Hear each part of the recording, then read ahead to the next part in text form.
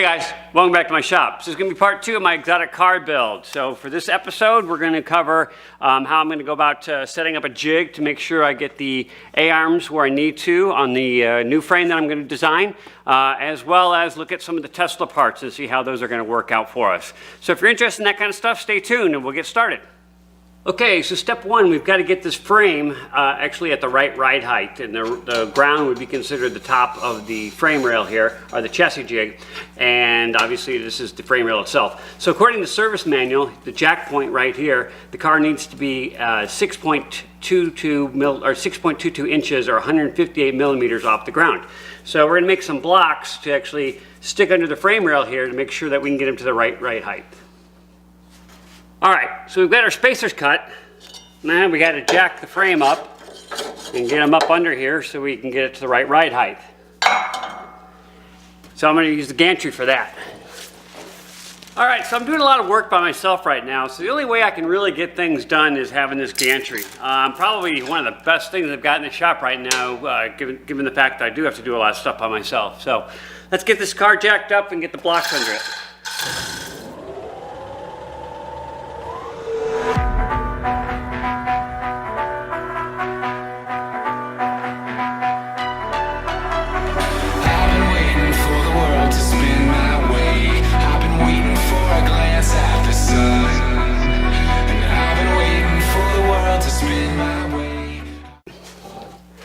All right, I was able to get the frame rails up off the ground here. So this is our artificial ground, and this will be the frame rail. And using GM specs that I've shown you here, we've actually taken and cut these pieces of steel and made sure that they're properly up off the ground, which is ultimately going to lead to one more thing that we have to do is actually set the spindle itself, and then we'll have the rotor in relationship to the ground where GM actually originally had designed it, which hopefully is going to give us a good suspension geometry. I don't plan on doing any calculations from the suspension geometry. I'm just going to use the factory Corvette suspension geometry and adjust my ride height basically from this frame rail. I'm going to drop this down, but leaving the spindle exactly where it is. So that should hopefully help with the suspension geometry.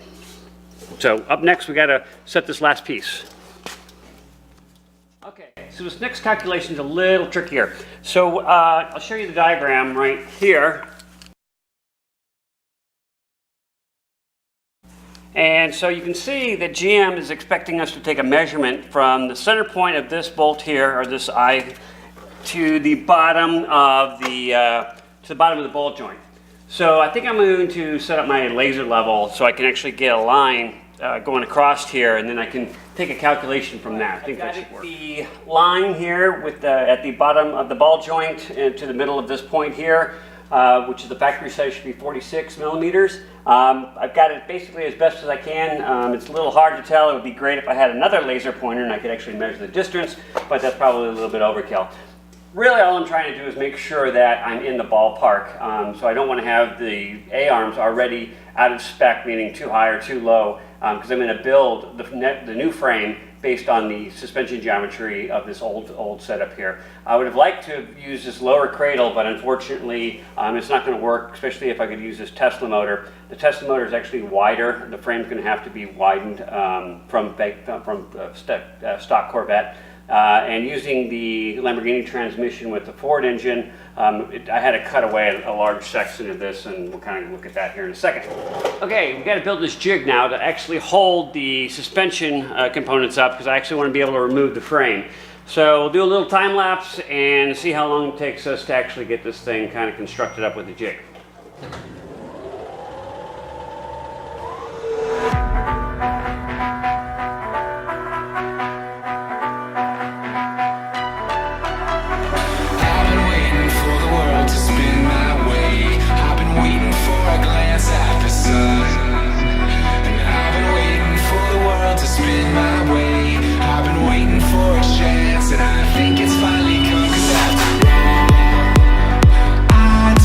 What they do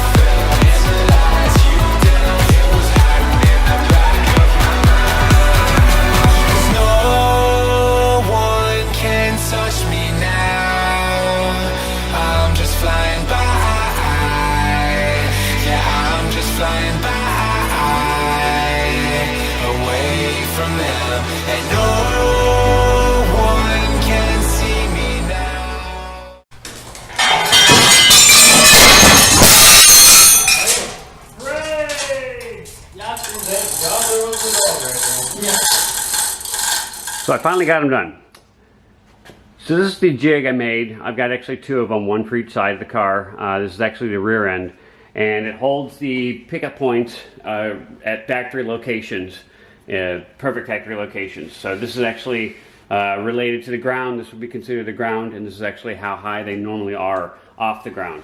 So now what I'm able to do is take this and use this jig to actually create my own frame, leaving the suspension geometry as they would have had it from GM. So pretty excited about that. The original plan was to actually use a large portion of the Corvette frame. The engine would actually be sitting here where I'm actually standing, with a transmission basically mounted where the standard Corvette transmission would exist. We would utilize these frame rails back to about where the firewall would be existing. Unfortunately, ran into some problems with that. So let me show you a reason why that's not going to work out. Okay, from this angle, it looks actually pretty good. So we can see this is the Lamborghini Gallardo transmission. It fits nicely between the frame rails. The engine actually would have pretty good clearance. The exhaust ports might have a little bit of challenge if we had this frame rail right here. But all in all, from this side, it actually looks pretty good. But let me show you where the problem is.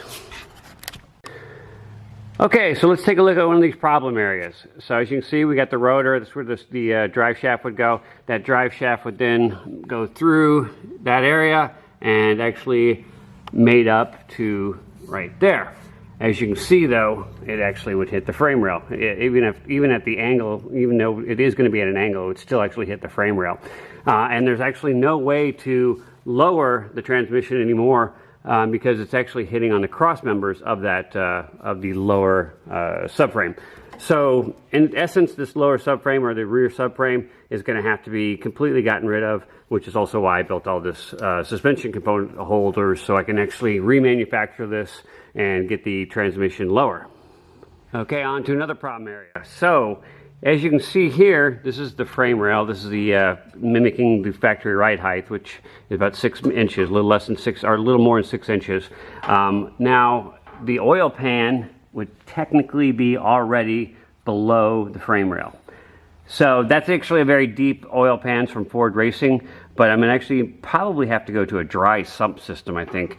I'm going to try looking. I've got a low profile oil pan specifically designed for like a Cobra kit car. We'll put that on there, see if that helps, but I think when I lower this down all the way, it's still going to be too low to the ground, and might have to go to a dry sump system.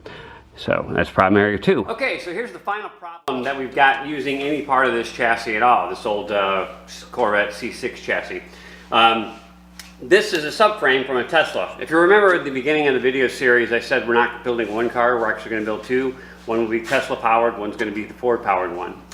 Well, when you look at the subframe on the Tesla motor here, or the Tesla cradle, you actually notice the mount points for the motor. They're here and here, respectively.